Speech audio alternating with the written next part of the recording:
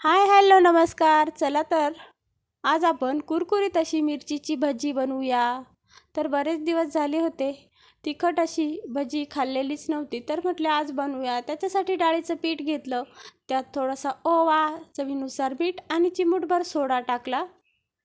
पाणी टाकून छान बॅटर भिजवून घेतलं. नंतर हिरव्या मिरच्या उभ्या कट करून घेतल्यानंतर त्या गरम तेलात छान खरपूस अशा तळून घेतल्यानंतर त्यावर थोडंसं मीठ टाकलं.